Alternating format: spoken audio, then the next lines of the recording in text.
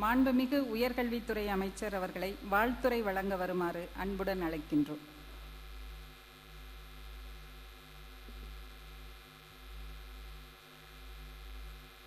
வளர்தமிழ் நூலக திறப்பு விழா, ஐயன் வள்ளுவனுக்கு சிலை திறப்பு விழா என்று இணைந்து நடைபெறுகிற இந்த இனிய விழாவில் கலந்து கொண்டு பெருமை சேர்த்திருக்கிற நமது முதலமைச்சர், செட்டிநாட்டு சீமைக்கு வருகை தந்து தமிழ் வளர்த்த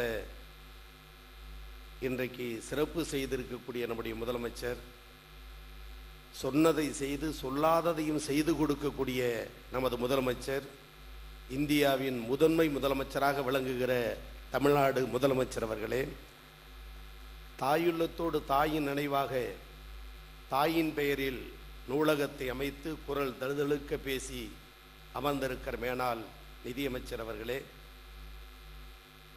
மாண்புமிகு அமைச்சர் பெருமக்களே, கூட்டுறவுத்துறை அமைச்சர் பாசமிகு அண்ணன் அவர்களே, மாவட்ட ஆட்சித்தலைவர் அவர்களே, குன்றக்குடியார் அவர்களே, திட்டக்குழு துணைத் தலைவர் அவர்களே, சட்டமன்ற நாடாளுமன்ற உறுப்பினர்களே, துணைவேந்தர் பதிவாளர் உள்ளிட்ட பல்கலைக்கழக நிர்வாக பொறுப்பேற்றிருக்கிற தோழர்களே, பேராசிரியர் பெருமக்களே, சிறப்பு செய்திருக்கூடிய தமிழ் துறையை சார்ந்த மாணவ செல்வங்களே, உங்கள் அத்துணை பேருக்கும் என்னுடைய பணிவான வணக்கம். ஒரு அரிய விழா இன்றைக்கு காரைக்குடி.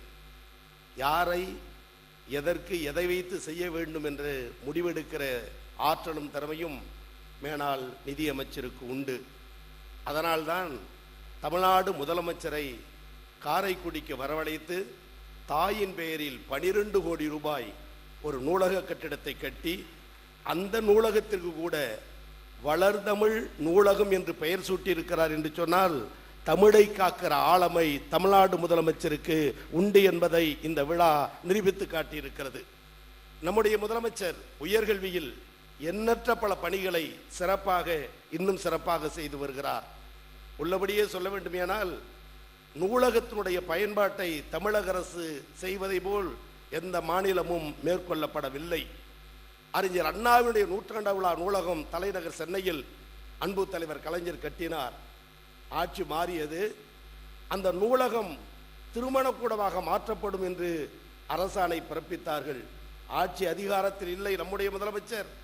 ஆனாலும் ஆட்சி இல்லாத போதும் அண்ணா 100ஆண்டு விழா நூலகத்தை நிலைநிறுத்தி கட்டி காத்த பெருமை நம்முடைய முதலமைச்சருக்கு உண்டு.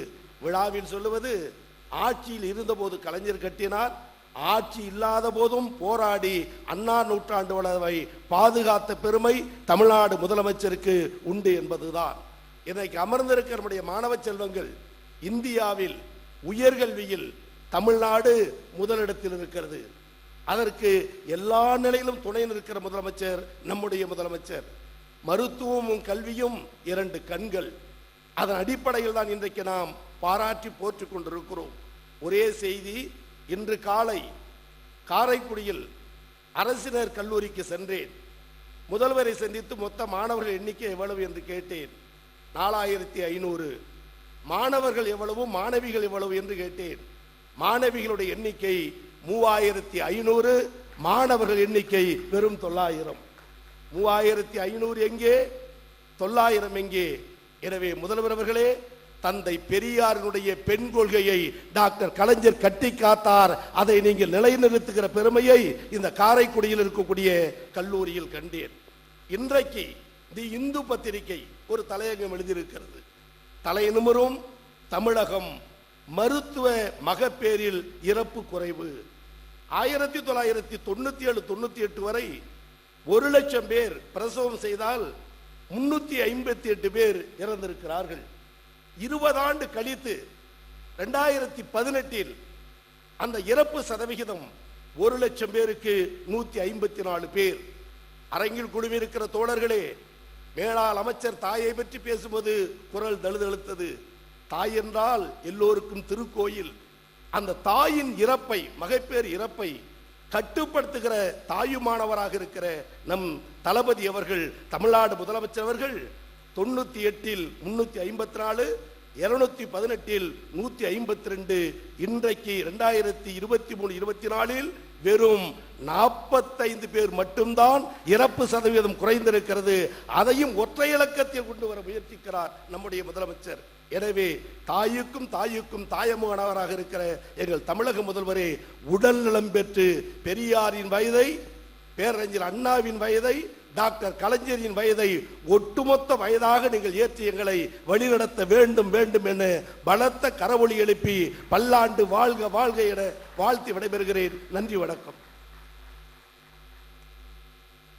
வாழ்த்துறை வழங்கி சிறப்பித்த இனிவேந்தர் மாண்புமிகு அமைச்சர் பெருந்தகை அவர்களுக்கு நன்றி.